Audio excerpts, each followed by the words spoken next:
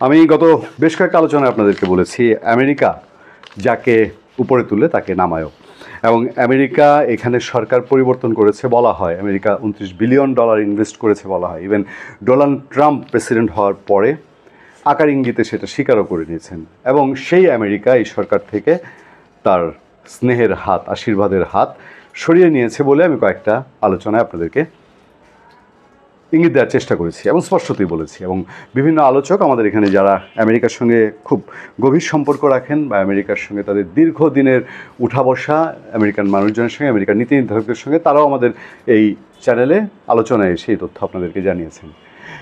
এই সরকার চীনের সাথে কতটা ইন্টিমেসি তৈরি করেছে আপনাদের জানা অজানা, আপনারা বিশ্বাসও করবেন না। এই সরকারের সময়ে কত শত রাজনৈতিক নেতা থেকে শুরু করে আতিপাতি শ্রেণীর মানুষ চীন সফর করেছে, চীন সরকারের অর্থায়নে, চীন সরকারের টাকায়, বাংলাদেশের টাকায় না। বাংলাদেশের মানে একটুখানি অবস্থান আছে, হেন কোনো রাজনৈতিক ব্যক্তিত্ব নাই। রাজনৈতিক ব্যক্তিত্ব বলছি, দল না, কিন্তু যে 2টা 5টা 10টা দলকে নিয়ে গেছে তা না। বিভিন্ন দলের অসংখ্য মানুষ, বিভিন্ন শ্রেণীর, বিভিন্ন পেশার লাগাতার চীন সফর করে যাচ্ছেন, এখনও করে যাচ্ছেন, যাদেরকে অনেককে আপনারা চেনেনও না, জানেনও না, তাদের সম্পর্কে জাতীয়ভাবে ধারণা নেই। সেই চীনের কাছ থেকে আসিফ মাহমুদ সজীব ভুঁইয়া তিনি বলেছিলেন 20টি যুদ্ধ বিমান কেনা হবে।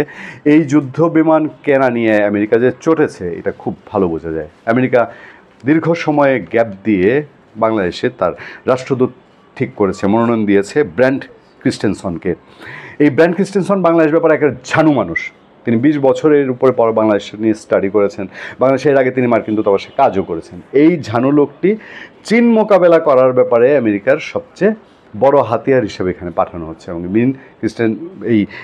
ব্র্যান্ড ক্রিস্টেনসন তিনি সিনেটে একটা শুনানিতে ছিলেন। সিনেট স্পষ্টভাবে তার কাছে জানতে চেয়েছে যে এই যে বাংলাদেশের সাবমেরিন মেনটেন্যান্সে চীনকে আনা হচ্ছে, চীন থেকে যে 20টা যুদ্ধবিমান কেনা হবে, এই ক্ষেত্রে এই নতুন রাষ্ট্রদূত কী করতে পারেন, ব্র্যান্ড কী করতে পারেন। ব্র্যান্ড ক্লিয়ার বলেছে সে বাংলাদেশের সেনাবাহিনী এবং সরকারের সঙ্গে কথা বলবে মানে কি আমরা সহজে বুঝি যে আমেরিকা বাংলাদেশের সেনাবাহিনী এবং সরকারকে চাপ দিবে এই ব্র্যান্ডের মাধ্যমে যে সাবধান, চীনের সাথে গেলে কিন্তু আমরা নাই।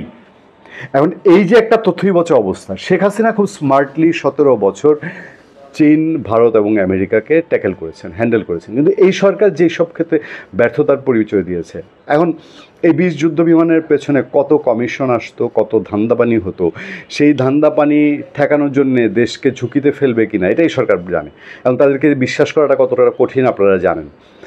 এরকম নানান ক্ষেত্রে আমেরিকার নীতি এবং আমেরিকার প্রেশার, আমেরিকা বে অফ বেঙ্গলে তার কন্ট্রোল রাখতে চায়, সরকার থেকে হাতিয়েও নিচ্ছে। আবার সরকার যখন চীনের সঙ্গে ব্যালেন্স করছে তখন এটা আমেরিকাকে ভাবাচ্ছেও। আমেরিকার সিনেটে বাংলাদেশে বহু কিছু নিয়ে কথা হয়েছে, তার সাথে কথা হয়েছে এই যে আসিফ মাহমুদ সজীব ভুঁইয়া খায়েশ জেগেছে 8,500 লোককে অস্ত্রের ট্রেনিং দিবে, সেই অস্ত্রটা কি। আমেরিকা যত কিছুই করুক, জঙ্গিবাদ সে হ্যান্ডেল করতে পারে, জঙ্গিবাদকে সে তার প্রয়োজনে ইউজ করতে পারে, কিন্তু ভারত ও আমেরিকার কঠিন চাপে ডক্টর ইউনূস আমেরিকার মাথা ব্যথা হয়ে দাঁড়ায়। যাক, আমেরিকা তার নিজের প্রয়োজনে হেন কোনো কাজ নাই বাংলাদেশে করবে না। আমি বারবারই বলছি, এখনও যে স্টেপগুলো নিচ্ছে বা চীনকে ঠেকানোটা, এটা বাংলাদেশের স্বার্থে না, আমেরিকা তার নিজের স্বার্থে। আমি সবসময় আমার এই অবস্থান ধরে রেখেছি।